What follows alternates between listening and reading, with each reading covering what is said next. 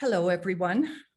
My name is Mayo Moran. I have the honor to be the Provost of Trinity College, and I am thrilled to welcome everyone on behalf of the Bill Graham Center for Contemporary International History at Trinity College, Massey College, and the Monk School to an Oxford-style debate on Canada and the Treaty on the Prohibition of Nuclear Weapons. Welcome, everyone. I would like to begin with a land acknowledgement. We acknowledge the land on which Trinity College, Massey College, and the University of Toronto operate is part of the traditional territory of the Huron-Wendat, the Haudenosaunee Confederacy, and the Mississaugas of the Credit. We acknowledge the stewardship of this land by First Nations, their continuing presence across Turtle Island, and the harm caused by colonialism. We all commit ourselves to seeking a new and an honorable relationship with the First Peoples of this land. I'd like to say a few words now, if I may, about the Oxford-style debate, which we are about to enjoy. The Oxford-style debate has a long and illustrious history for exploring through the complexities of speech, the various different implications of policy positions. First and foremost, and very importantly, an Oxford-style debate embraces freedom of expression, respect for different views, and for those who express them. The motion on the table today is proposed by one side and opposed by another. The rules we will follow today have been adapted for an online format, and we've tried very hard not to compromise the nature of the experience for you. The essence of that is the determined and intelligent views of our two debaters engaging with each other. So we will begin by inviting our audience to vote in favor or against the motion. The votes will be tallied, but as the audience, you won't hear them until the end of the debate. Then we'll hear opening remarks from each of the debaters who have been given 5 to 7 minutes each for their opening remarks. They'll begin with the proposing side. Following opening remarks, there will be a rebuttal round of 5 minutes where each side can address comments, opinions, facts, other issues made in their opponent's opening remarks. We will then open the floor for questions from the audience regarding the arguments made for or against the motion or seeking clarification. In this part of the debate, each debater will have 2 minutes to respond to the question. And that section will be about 20 to 30 minutes, and you will have an opportunity to pose questions in the Q&A function. We will then ask the debaters after the question period to give closing remarks of 3 minutes each. And then excitingly, we will vote again on the motion, and the winning side will be that side with the greatest percentage change between the first and the second vote. The judge will announce the outcome of the vote and the debate.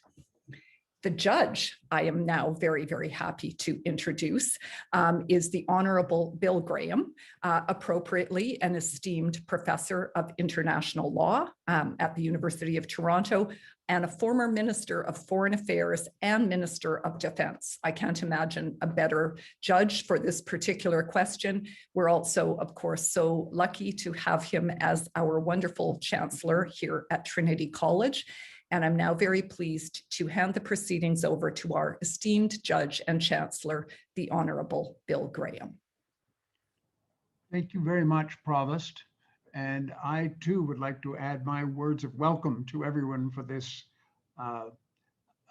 Oxford-style debate, in which we will do our best to replicate the traditions of that great institution in the Zoom format, which we're now all becoming so much more familiar with as we have had to adapt in this COVID environment in which we are obliged to live today.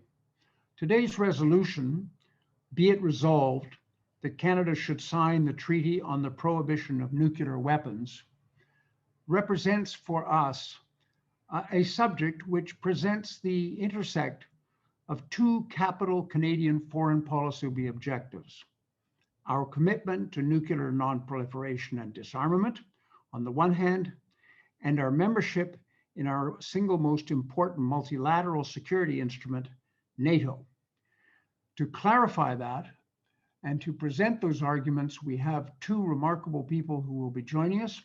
But before I introduce them to you, I am going to call upon you to vote on how you perceive your reaction to the resolution at this time. And as the provost said, we will be conducting a second vote at the end of the discussion. And I'll now take a break for you all to vote. We'll take 1 minute to do that.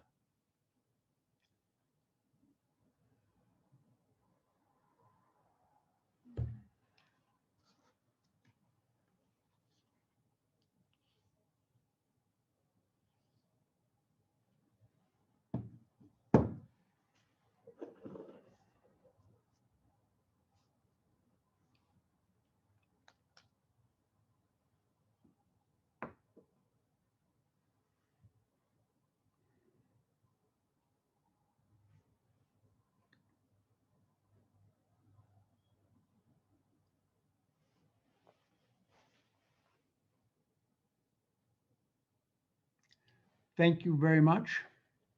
And it's now my great privilege and pleasure to introduce our two panelists today.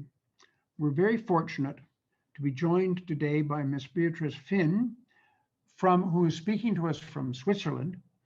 She is the executive director of the International Campaign to Abolish Nuclear Weapons, the 2017 Nobel Peace Prize winning campaign coalition that works to prohibit and eliminate nuclear weapons. Ms. Fihn led the campaign since 2013 and mobilized civil society and member states throughout the development and drafting of the Treaty on the Prohibition of Nuclear Weapons that entered into force on January the 22nd of 2021. Ms. Fihn previously managed the disarmament program at the Women's International League for Peace and Freedom and the Reaching Critical Will Project and the Geneva Center for Security Policy. She's a master's degree in law and an undergraduate degree in international relations from Stockholm University. She joins us today from Switzerland. Welcome, Beatrice. For the no side, we have Mr. Robert Baines, who is the president and CEO of the NATO Association of Canada. Robert graduated from Trinity College with his BA and then earned an MA in history from York University. He has extensive experience in working with NATO issues and the Canadian Defence Establishment. He's a member of the Canadian Armed Forces Reserve and received the Canadian Forces Decoration. He joins us today from Toronto. So if I would then, since we've had our vote, I'd ask you, Ms. Fihn, if you would commence and present your opening arguments. Thank you very much, Bill. It's really, really nice to be here today. I'm looking forward to this conversation. And this is actually the first time I'm doing this kind of debate. So it's going to be really interesting to see how it plays out. I'm getting a little bit nervous about the vote, actually. I feel a lot of pressure right now. But of course, I mean, we're here to talk about that Canada should join the Treaty on the Prohibition of Nuclear Weapons. And there's a very clear and logical argument why, because of any use of nuclear weapons would cause catastrophic humanitarian consequences. And these weapons should inherently be illegal. They indiscriminately target civilians. They're built to wipe out whole cities. They in themselves violate the laws of war. One of my friends, the person that accepted the Nobel Peace Prize on behalf of ICANN together with me, a Canadian citizen, Setsuko Thurlow, is really one of the foremost experts in the world on nuclear weapons. She actually knows the weapon that we're talking about. And she describes how this weapon flattened her cities, how it evaporated, melted people, how survivors looked like ghosts afterwards, shadows of human beings with flesh hanging off their bones. And that is really the reality of nuclear weapons. And right now, the risks of that happening again is actually rising. And that's not just me saying that, that's the conclusion of scientists like the Bulletin of Atomic Scientists, for example, experts, the United Nations, the Red Cross movement, people who know disasters, people who know nuclear weapons are telling us the risk of nuclear weapons is increasing. And if we keep these nuclear weapons forever, it will eventually happen again. And now I know, of course, that nobody really wants to see nuclear weapons being used again. Just as, for example, nobody wants to see our Earth destroyed from climate change. But yet in action, just keeping ignoring the problem, hoping that someone else will solve it instead of us, means that we will end up there. So if you think that nuclear weapons can stay, that we can keep these weapons, you are actually leading us towards their use eventually, towards the mass murdering of civilians and harm that would be unprecedented in our world today. And that's really why we need urgent action on nuclear disarmament. We cannot simply wait and wish that it won't happen. We cannot be naive. We cannot simply hope and pray for the 9 leaders of the nuclear armed states to always, under all circumstances, forever act flawlessly, never make a mistake, never behave irrationally. We need to control what we can control, and we need to prevent what can be prevented. And that's really why we now have the Treaty on the Prohibition of Nuclear Weapons. Because when we look at how we've treated this weapon, we really realize that we kind of forgot to ban nuclear weapons. We forgot that they're real weapons and they're not magic. They don't have magic characteristics. They're actually very much like biological weapons, like chemical weapons, like landmines or cluster munitions. Weapons that, when they're used, they violate the laws of war. They indiscriminately harm civilians. They are contradicting the Geneva Conventions. These weapons are built to mass murder civilians. That's what they're made to do. They're built to wipe out whole cities. And the Canadian government should not endorse such methods of warfare, should not support that kind of behavior. For a very long time, Canada has said that it supports nuclear disarmament, but also support possessing and threatening to use nuclear weapons. And right now it's time for Canada to choose. Does it want to be a part of the solution and to move us towards a world without nuclear weapons? Or does it want to continue to be a part of the problem? The part that continuing to risk massacring civilians and eventually the use of nuclear weapons. And Canada has a really long history of being on the right side of history in these kind of matters, such as the role, the very crucial role that Canada played in the process to ban and eliminate landmines. And the Canadian people have long been supportive of nuclear disarmament, and the public is behind nuclear disarmament and behind this treaty. And Canada could really play an instrumental role in this process, using its leverage in NATO to shape a new approach to defense that actually addresses the challenges today. Mass murdering civilians, wiping out cities, wiping out healthcare infrastructures. That is not how we effectively fight the 21st century threats. Today, we're facing things like climate change, pandemics, disinformation, conspiracy theories, cyber attacks, threats to our democratic systems and institutions. And none of that can be fought with weapons of mass destruction. It's hopelessly out of date, immoral, clumsy, and extremely impractical way of defending yourself. In the real world, our problems need a bit more refined strategy and approach than simply threatening to mass murder and threaten to eliminate whole countries and whole cities. And the Treaty on the Prohibition of Nuclear Weapons is really now a light in what other is quite a dark time for multilateralism, international law, and cooperation. And it actually follows the strategy of pretty much how we have dealt with other problematic weapons. You create a treaty that bans them and thereby moving towards working on their elimination. That's how we approach biological weapons. That's how we approached chemical weapons, landmines, and cluster munitions. It is an effective way to get to disarmament of the weapon. So this treaty that has the support of the majority of states in the world, it was negotiated by over 100 countries and adopted at the United Nations, is really the future. This is where nuclear disarmament is going, and this is where Canada should be a part of to push the world into the right direction and be a part of solving one of the greatest threats to humankind. So I'll stop there for the opening. Thank you. Thank you very much. And I now call upon Robert Baines to make his opening remarks. Robert. Thank you so much, Bill. Hello, Beatrice. It's an absolute pleasure. Humans have created something terrible in nuclear weapons, no doubt. We must work hard to ensure they are driven from the earth. A world without nuclear weapons cannot be achieved by the Treaty on the Prohibition of Nuclear Weapons. In fact, this ban treaty will hinder them. Despite its dedication to ending nuclear weapons, Canada has rejected the ban treaty for a simple reason. There are problems with the treaty. It's too abrupt, it's too drastic, and it will never include those it intends to govern. With echoes of the failed Treaty of Versailles, no nuclear armed state and no state targeted by these weapons will sign this treaty. This is the treaty's greatest problem. Compared to this, the Non-Proliferation Treaty and its ecosystem of agreements, or the NPT+, engages all actors in a constructive and sensible way.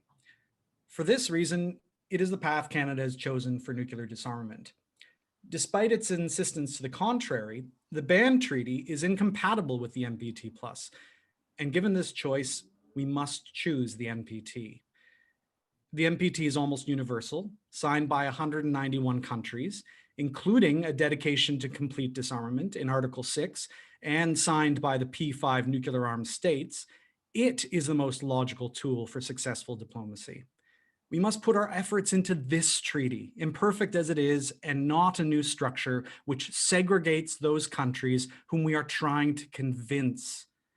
The Ban Treaty seeks to pressure, isolate, and threaten states into order. These tactics don't bring countries together, they push them further apart. It won't succeed and will erode the good faith the NPT has long worked to build.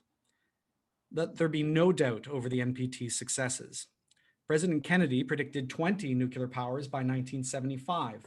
Today there are 9. Reduction agreements have cut the combined US and Russian arsenals from 70,000 to 9,000. From the SALT treaties to the Seabed Treaty and the New START, the NPT Plus has demonstrated it can propel us closer to total disarmament. The Ban Treaty will likely do the opposite. The Ban Treaty seeks to create public stigma against nuclear weapons, but such stigma already exists. More importantly, it mainly exists in democracies. The asymmetry between nuclear powers, many of which are autocracies and care not for public opinion, is significant. For over 2 years, Canadians Michael Kovrig and Michael Spavor have been imprisoned by China. Their detention has been a tool to coerce Canada, paralyzing our foreign policy and forcing us to act cautiously, fearing for their safety. This previews the coercive power of a nuclear threat. Without our NATO nuclear umbrella, holding 37 million Canadians hostage would be immensely attractive to our adversaries, where public opinion will not change nuclear policy. This notion underpins NATO's posture of deterrence, supported unanimously by all allies, including Canada, whose unity gives us security. The Ban Treaty would erode this unity and compromise our security.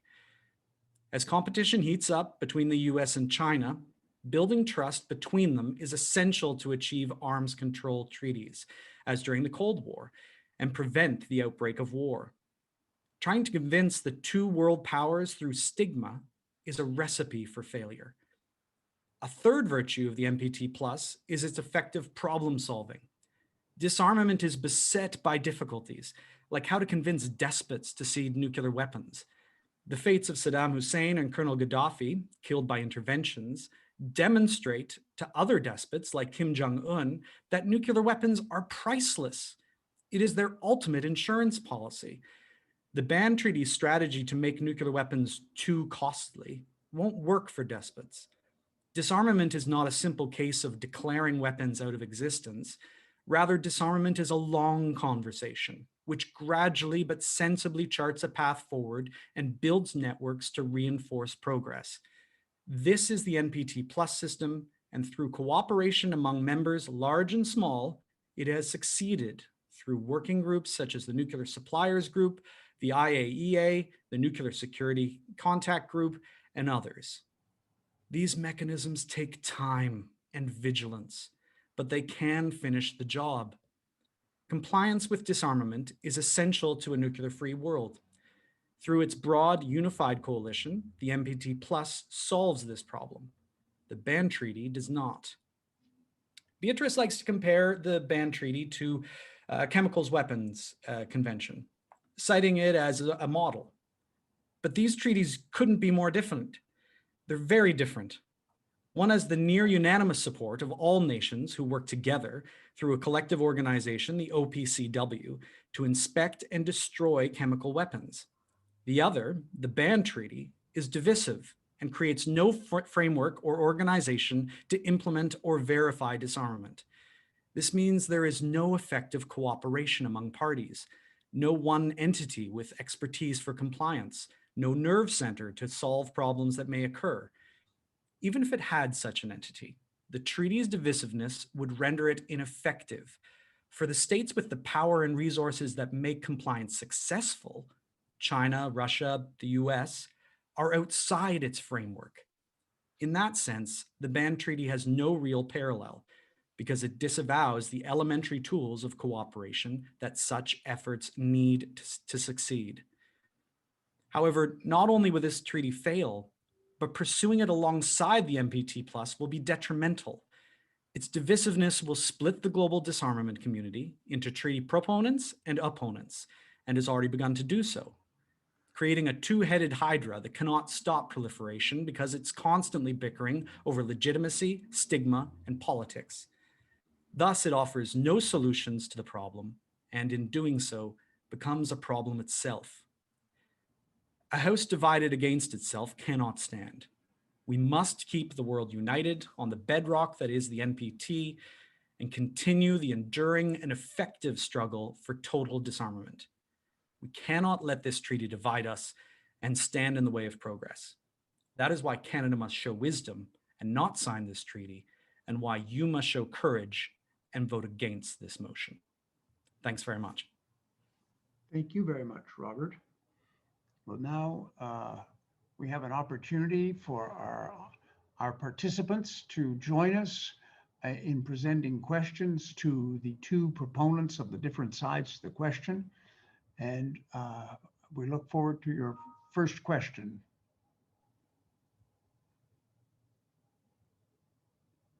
This is where we test the technical aspect of this aspect of the debate. We've put our two debaters through their efforts. It's now up to you, audience. We're looking forward to your questions or your observations. Yes. Okay. So thank you very much. I just needed to get myself organized there. We have our first question, not directed to anyone in particular, so either could answer, is whether or not you think that there is a chance that China will ever sign this treaty. Who would like to take that first? Perhaps Beatrice, maybe we'd ask you to go first. Thank you. Yeah, I'm happy to start with that. I think, and just also tying in together to some of the points that Robert made, that, it's quite an interesting way of thinking about this treaty in like what he describes as the problem with the treaty, which it kept fluttering a little bit, right? Like either it's a problem with the text or it's a problem that nuclear weapons are actually really good and create safety. And there's a little bit of, difference in what the actual problem is, which kind of indicates that there's a lot of trying to come up with different arguments, right? And trying to come up with different reasons and not actually telling the truth that it actually benefits some countries to keep nuclear weapons. And the nuclear armed states that have nuclear weapons don't want to get rid of them. We've seen that from a country like China. We've seen that from a country like the United States. We've seen that from a country like the United Kingdom that last week decided to increase their nuclear arsenal with 40%, completely disregarding, violating the NPT and undermining that treaty. So I think that China has no incentive today to either implement the to sign the TPNW or to implement the NPT. And that's what needs to change, because for too long, we have accepted that some countries have nuclear weapons. We've created this injustice on international legal arena that some countries can keep nuclear weapons and some are not. And unfortunately, Canada is part of that problem. And Canada has to choose nuclear weapons, are they good or bad? You cannot have it both ways. Either they are good, and then everyone should have them, really. Why should the UK think that they need not some more nuclear weapons? And why, when North Korea isn't allowed that? Or why is China a threat, but not the United Kingdom, for example, or France? So I think really, what I think is important here is not that we need this unity. We need a united front. There is no united front. The nuclear armed states like their nuclear weapons and want to keep them right now. There is no unitedness in the NPT. That's a false sort of sense of what the NPT really is. So right now, China is not interested in getting rid of its nuclear weapons. So we have to make them. And we can make countries change their opinions based on international norms. And that works both in democracy and non-democracies. We've seen how international law impacts also non-democratic countries like China. There's a reason why they lie to the public about these things. It's because they feel the pressure from these international instruments. And that's why I think that the treaty, whether or not China signs this treaty right now, is still a worthy initiative that's going to change their opinions about nuclear weapons in the long term. Thank you. Thank you very much, Beatrice. And I'm just monitoring the Q&A here, and we have 16 questions. So we'll try to get through as many as possible. The next one asks whether or not the North Atlantic Treaty requires Canada's support for nuclear deterrence. Well, I'll take that one. I'm going to address this a little bit more in my rebuttal as well. But the North Atlantic Treaty Organization is based on the idea of deterrence. And so the policy of deterrence has now woven into it nuclear deterrence. So it's not necessarily of whether it is essential or not. It is the fact that all 30 NATO nations have agreed to it. So if Canada did decide at any point to try to challenge that or try to change it, it would have to be done sub rosa, as it were, individually, convincing countries and creating a unanimous sense of understanding of where our different countries are, what the various security positions are of our various NATO allies. Because if we were to change something and make a declaration to sign up to a treaty or make an announcement, that leaves people in the lurch. Almost 1 billion citizens are citizens of NATO countries, and they depend on unity to maintain the security of NATO. So Canada can't just go and suddenly say, hey, we're doing this. If we do want to change something, it has to be done through a discussion, a very deliberate discussion. Thank you very much. So I have two questions. Oh, I'm sorry. Yes. I have two questions. Beatrice. Sure. Beatrice, yeah. Because at first I want to sort of just highlight that when we say nuclear deterrence, we mean threatening to mass murder civilians with weapons of mass destruction.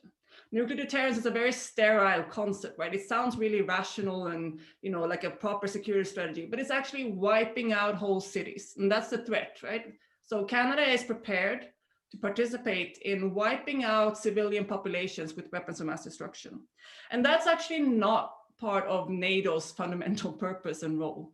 And I think it's really important to understand that there's nothing in the NATO treaty, the founding treaty, that says that you have to be prepared to violate international law, to break the Geneva Conventions, to disregard the laws of war. That is not mandatory for NATO states. Each country in NATO has the right to choose their own weapons.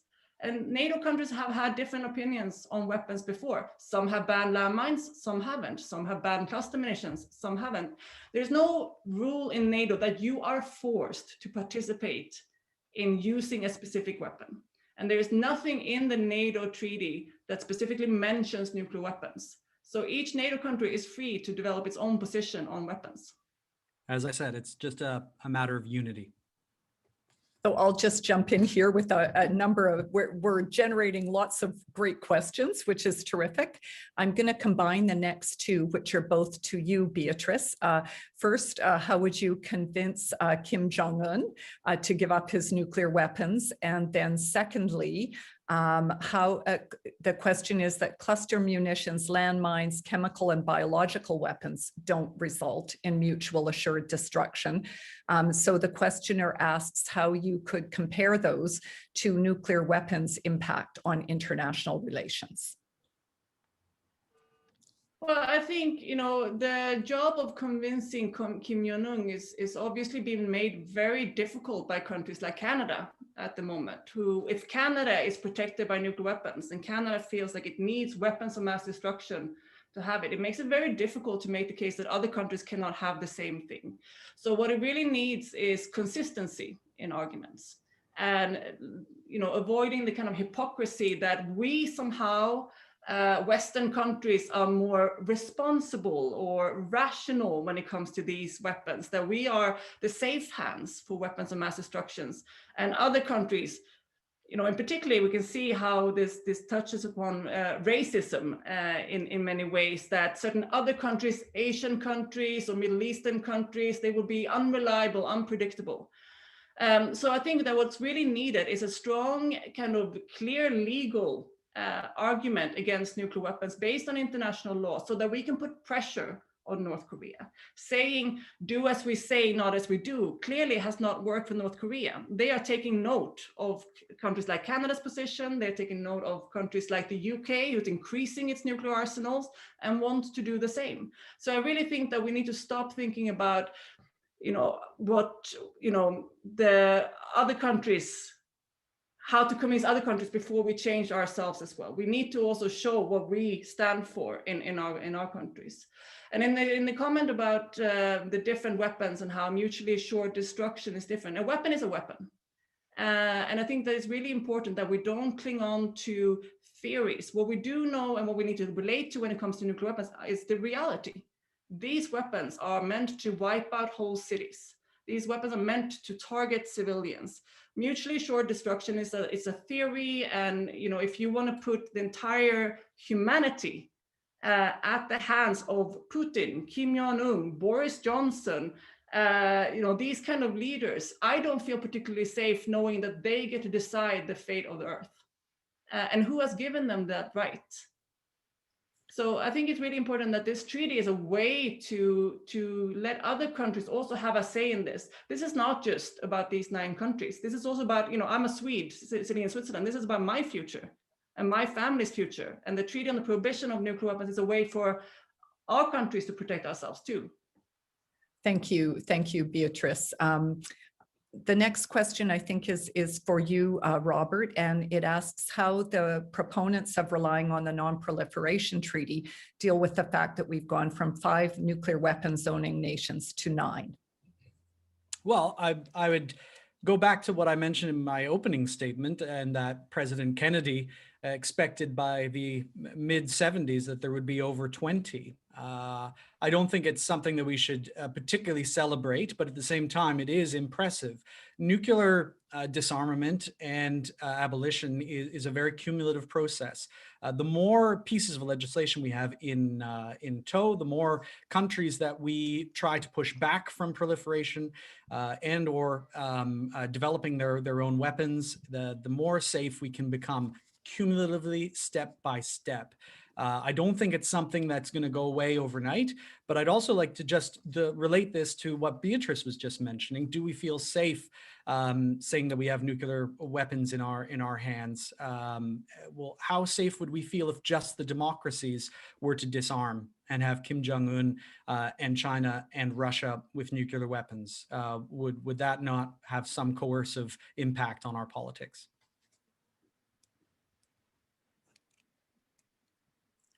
Thank you very much. I have a question here now for both sides, actually. So assuming that Canada does not plan to immediately sign the treaty, what steps do you think Canada should or could take right now to try to bridge the divide between those states that support and those that oppose the treaty? Beatrice, do you perhaps want to go first, and then Robert? I mean, I think it's really important when we talk about bridging the divide and finding common ground, that we really know what we're talking about. Like, do we actually want to build a bridge between those that think that weapons of mass destruction is great and those that think that they are bad and should be eliminated? I think that we also have to make sure that we don't accidentally build a bridge to bring more countries that don't have nuclear weapons over to the countries that support nuclear weapons. So we need to stay very strong in our rejection against nuclear weapons. And we actually need to build places where the nuclear armed states are moving towards nuclear disarmament. And we do that by holding really strong our rejection to nuclear weapons. And the Treaty on the Prohibition of Nuclear Weapons is that. So I think that Canada needs to really think about its role in the world and what it wants to contribute. Does it want to contribute to legitimizing weapons of mass destruction and threats to mass murder civilians? Does it want to be a part of that system? Or does it want to be a part of the system that bans and eliminates all weapons that indiscriminately target civilians based on the Geneva Conventions and the laws of war? And I think that Canada should obviously immediately join the Treaty on the Prohibition of Nuclear Weapons. I think it can join it very quickly. But in the meantime, I think it should welcome the treaty, come to the first meeting of states parties as an observer, and advocate for the treaty and for other NATO states to come and join. There's a lot of movement in several NATO states where support for the treaty is growing. And it would be really a shame if Canada was one of the last NATO states to join this treaty. It should be in this group of the first NATO states to join the treaty together with other NATO states. I, on the other hand, think that Canada should be focusing its efforts to the rest of the NPT treaty and trying to deal with individual nuclear weapons states to talk to them. Why do you feel insecure and therefore have the need for these weapons? Because not being able to have that context is really just shutting out the conversation, ignoring it, pretending it doesn't exist, that there might be some legitimate reasons why these countries feel unsafe and therefore cling to a nuclear deterrence. I think that that is key. It's conversation. I would really reject the idea that we would have to have conversation about why they feel insecure. It's a bit of a sort of like victim blaming, right? Like that we kind of have to figure out how to make them feel very comfortable and safe. Every country in the world has security threats. I mean, every single country in the world has security threats that they have to deal with. And not everyone decides that threatening to mass murder civilians is an acceptable way to behave in that way. We don't ask Assad, like, how can we make you feel more comfortable so you don't use chemical weapons on your civilian populations? That would be outrageous. So we have to draw a line in the sand and say that these weapons of mass destruction are unacceptable. They are not a tool that countries should have or should use. And I think it's really important that we don't give these countries excuses. We don't give Kim Jong-un excuses to have nuclear weapons. We don't give the United Kingdom an excuse to have these weapons of mass destruction. That we don't give Canada an excuse to support weapons of mass destruction. At the same time, none of these countries is directly targeted by nuclear weapons. I mean, you mentioned that earlier, that no country that's been targeted by nuclear weapons support the Treaty on the Prohibition of Nuclear Weapons, which is just factually wrong. There are countries like Kazakhstan that have been suffering immensely from the explosions of nuclear weapons. There are countries in the Pacific, in Algeria, for example, countries who were used as test grounds where the nuclear armed states decided to basically discard of their populations and look at them as irrelevant. Like they didn't matter, these people, indigenous communities. And this is again tying back to the conversation about racism, that nuclear armed states and even the Western ones tested this on indigenous communities' lands, right? Like these people didn't matter. And these countries are part of the treaty today because the treaty recognized the impacted communities and how to remediate the environment. We sometimes pretend, and the proponents of nuclear weapons pretend this very much, that nuclear weapons are this like painless thing that just exists and nobody has suffered. The consequences for indigenous communities and for former colonies have been enormous. I mean, there are today in Kazakhstan, in the area of Semipalatinsk, still 1 out of 20 children born today is born with a disease that can be traced back to these nuclear weapons tests. And they are suffering. We have stillbirth, miscarriages, cancers in the Pacific and all these islands where the nuclear weapons have been tested, completely devastating their livelihoods and their health. Just recently, 2 weeks ago, there was a new report about how the testing in French Polynesia was completely underestimated and the impact there. So I think that it's really important that we don't discard the people that have suffered from these nuclear weapons. I don't think anybody thinks that nuclear weapons have not caused suffering. So I'm going to jump in with some questions. We've got a lot of questions. We've got 28 now, and I'm going to try to get 2 more in before we do the rebuttal round, which we'll do, and then the closing. So this one is for Robert, and it asks, has there been much movement in good faith negotiations towards achieving nuclear disarmament as outlined in the Non-Proliferation Treaty? And it points out that NATO allied countries boycotted the General Assembly negotiations on the treaty in 2017. Well, I think good faith is an extremely important concept, and it is embedded in the NPT. It's not in the Treaty for the Prohibition of Nuclear Weapons, and I think that the reasoning behind that is that good faith means that you are willing to work with others, and that you are not going to use stigma or coercion. That is not good faith. I think that the brightest hope that we've seen in the past, say, 5 years is the joint agreement with Iran. It shows that there's a willingness for people to come together to try to solve problems, find a zone of possible agreement, and work within that, so that we can help to make sure that any country that sees these as a viable option that does not already have them can be dissuaded from that. And hopefully we can do the same thing through multilateral discussions between say, China, Russia, and the United States, but other powers as well, to ratchet down the temperature and look at the underlying causes that these countries think they need these weapons for security purposes. Thank you. And perhaps our last question, I know we've got lots, but we've got more to do. So this question is for both of you, and it asks a more global concern, and that is, what role does nuclear weapons play? I think it should be, do nuclear weapons play in our overall goal for world peace? Perhaps we could flip our thinking, emphasis, and priorities to create and sustain peaceful societies so that there's no need for nuclear weapons. Perhaps Beatrice, do you want to go first, and then maybe then Robert after that? Yeah, I mean, I would say that it's really difficult to create peace based on threatening to mass murder civilians, right? Like, this underlying threat that continues to exist destabilizes. It increases threat levels, it increases insecurity, and it increases risk. Eventually, these weapons will be used if we keep them forever. So there's a lot of conversations about, and especially this suits the narrative of the nuclear armed states, that you have to create peace first, and then we can get rid of the weapons. But that's not how we solve problems, and that's not how the world works in reality. These weapons breed insecurity and hostility. It breeds an arms race. We've seen that over the years. We've seen how close we were with the US and North Korea, for example. We've seen tensions with the US and Russia. We see how close it was with India and Pakistan just 2 years ago. We've seen tensions between India and China. We see tensions in the Middle East. This is a ticking time bomb. If we keep these weapons around, eventually there will be, something will happen. And not just, you can hope that the nuclear armed states won't use these weapons, but you still have accidents and mistakes and miscalculations. And in a world now that we're also changing into a very sort of rapid decision-making, automated decision-making in the military, we're seeing cyber attacks, misinformation, we're seeing fake data, manipulating different things.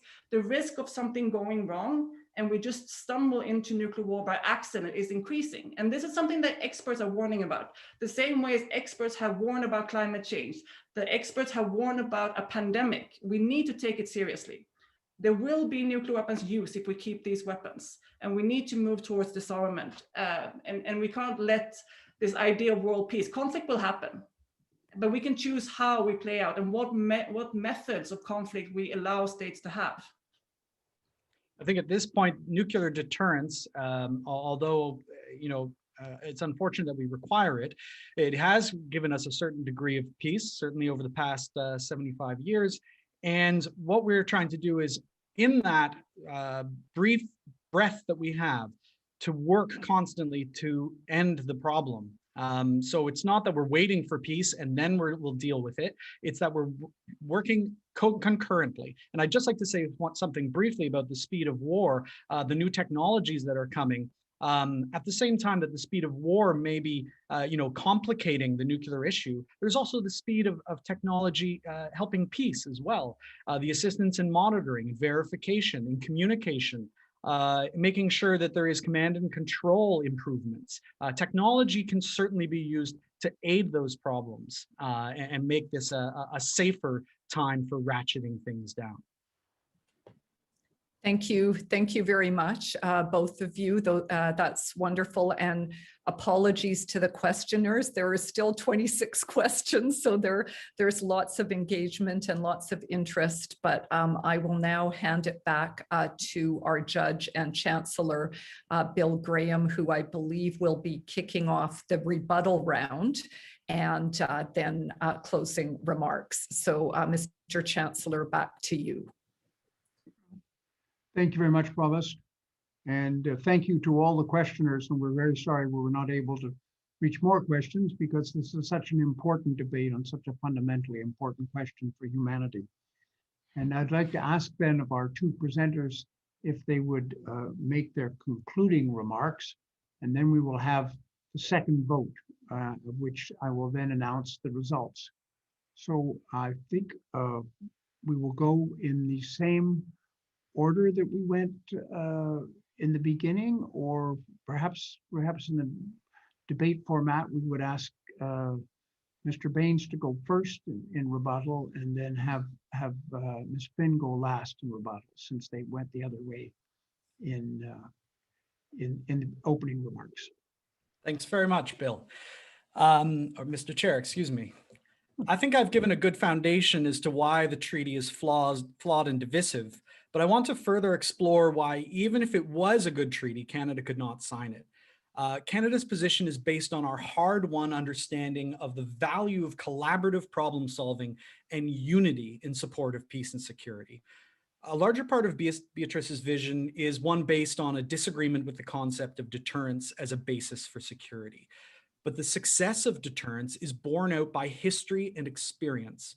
Security involves securing populations from violence. The only way to deter, rather than defend against violence, is to threaten its reciprocity. The risk of violence against civilian populations is a grave reality no state wants. This makes them more hesitant to risk warfare by striking and making the costs of violence outweigh the benefits. This actually makes war less likely and people safer. Does it work? The fact that we have not seen a major war break out among great powers since 1945 strongly suggests so. It's far more moral to actually stop violence rather than stop threats of violence. For the foreseeable future, peace needs deterrence. NATO was created as an attempt to learn from the overwhelming suffering and death and destruction of 2 world wars, with perhaps 100 million dead. After the First World War, sincere efforts were undertaken to ensure that the globe would not enter into total war again. Alas, the steps taken were mainly based on the hope that countries would do the right thing now that citizens understood the terror of modern war. In the 1930s, the First Conference on Disarmament and many other initiatives fought to bring countries to the sensible conclusion that fewer weapons would make for a more peaceful world and that military action should be outlawed. These resolutions, with no institutional structure or force behind them, divided and diverted attention from underlying global problems. These resolutions reportedly made a tremendous impression on Adolf Hitler. Most people will know something of the expansion of Nazi Germany. They spoke words to calm the international community, to rationalize their actions, and use division and isolation to defeat many adversaries one by one. This spelled disaster for the world. We had to suffer the outbreak of the Second World War to learn that desire for peace alone is not enough. A powerful institutional structure with the ability to exercise force must be in place to back up peace. This eventually came to include NATO, which was founded by Canada and 11 other nations upon Article 51 of the United Nations and the right to self-defense. The novel element that was introduced, and the one which was understood only because of our failures in the 1930s, was collective defense through credible deterrence, peace through strength. We learned that the best hope for peace was unshakable unity and a dedication to protect one another. The threat of retaliation is the best way to ensure that those hungry to coerce or take advantage of weakness are not able to do so. Unity is the only way to maintain that concept. And that is why the alliance governs itself through consensus. Every member must be in agreement with the policies and action. This unity is the main target of our competitors. They constantly seek to drive wedges between NATO nations. The principle of unity holds in the nuclear realm as well, where the alliance is dedicated to a world without nuclear weapons and yet must protect its citizens from Russia's new ICBM forces, non-strategic and strategic nuclear weapons. In response to non-strategic weapons specifically, NATO decided not to mirror these developments and instead ensure that conventional capabilities can credibly deter. Further, NATO is dedicated to arms control and risk reduction as tools to increase the safety of its citizens. But all this is done in a spirit of consensus. Unity is the key. The reason I mention all of this is to explain the preconditions for Canada or any member to suggest a change in policy. It does not happen by declaration. It happens through work. If Canada did want to consider changing its own stance on nuclear or any other issues, it would be introduced privately through many different conversations. Decisions which will impact the security of our allies, almost 1 billion people, must be discussed with those allies. This work may very well be happening as we speak. In 2018, Canada's Standing Committee on National Defence recommended that Canada be a leader in nuclear disarmament discussions in NATO. This would be a step to realize NATO's commitment to the goal of creating the conditions for a world without nuclear weapons. And this is to be achieved through NATO's dual track approach: deterrence, defense, and dialogue. Canada has argued against the NATO first use policy in the past and could do so again, as well as pushing to strengthen safeguards and operating procedures. But this would all be done within the framework of building consensus. We must be extremely careful in dividing the most successful alliance in history. Few spans of human existence have witnessed the peace we have enjoyed over the past 75 years, and the fact that 71 of those years have overlapped with NATO is no coincidence. Thank you. Thank you. And Beatrice. Yeah, I find it really interesting, and this is very common when you discuss the TPNW with people that are against it, that it starts off with an argument about how nuclear disarmament should happen in the NPT, and we're very supportive of nuclear disarmament, to kind of come back to actually, we don't believe in nuclear disarmament. Nuclear weapons are great and we need to keep them. They kept the peace. And I think that always exposes the kind of fundamental problem with this, is that the people that are against the TPNW are actually in favor of keeping nuclear weapons. They don't actually want nuclear disarmament. If nuclear deterrence is so flawless and so perfect that you can risk the entire world and you can jeopardize the entire world and you still believe in it, then why, if it's so great deterrence, if we kept the peace for so long, why did we even join the NPT? Why have we even committed to nuclear disarmament? If nuclear weapons really keep peace and we believe in that, why do we not encourage everyone to have nuclear weapons? Why are we so worried about proliferation?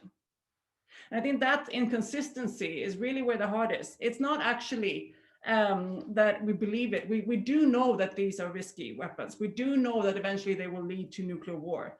And we can't really prove that they've kept the peace. The absence of something doesn't prove that. We can also say that 1945, after the World War II, after the nuclear weapons were used in Hiroshima and Nagasaki, the United Nations was created. And that is what has kept the peace since then. There's no evidence to back up the nuclear weapons arguments in the same way. And I think it's really, I want to just touch on the NPT questions, because I find it very, it's just not true. There is no inconsistency between the NPT and the Treaty on the Prohibition of Nuclear Weapons. In fact, all the countries that support the TPNW are strong supporters of the NPT and are very committed to that treaty, and they work hand in hand.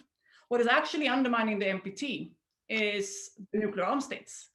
In particular, this last week, the United Kingdom announced that it will increase its nuclear arsenal with 40%, violating Article 6 of the NPT. We've seen China increase their nuclear arsenals. We've seen the United States withdraw from bilateral treaties and threaten to use nuclear weapons. We've seen Russia modernizing its nuclear arsenals, same thing as France. And this is what really undermines the NPT, and that's the threat towards the NPT.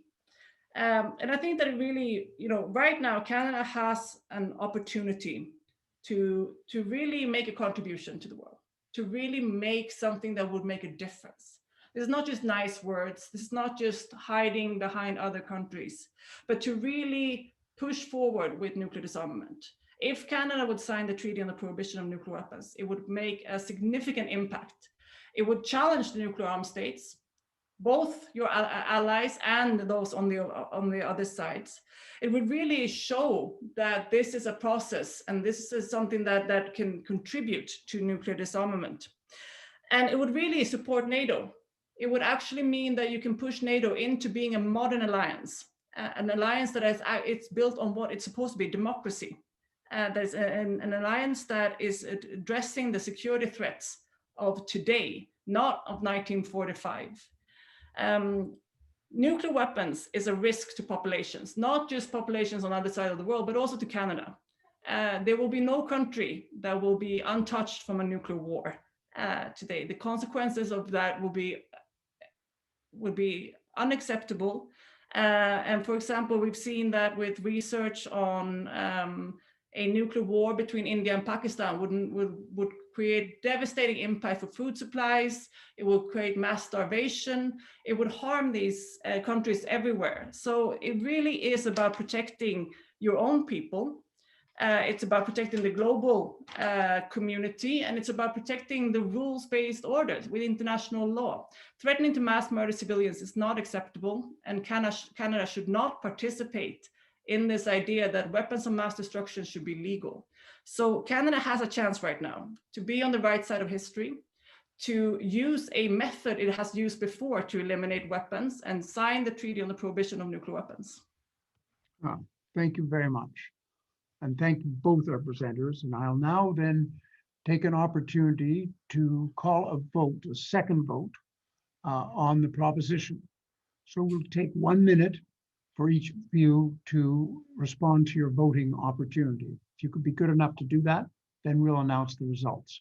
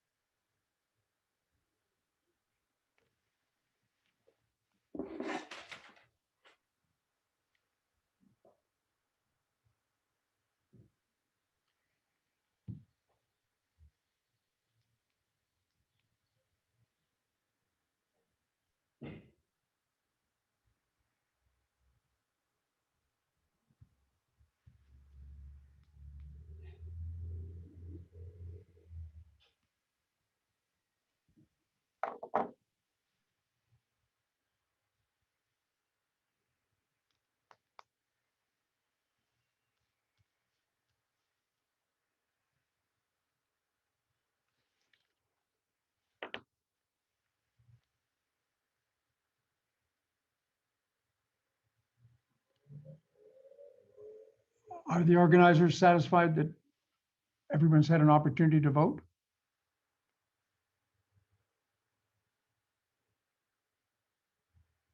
Can someone provide me with the results of the first and the second vote, please?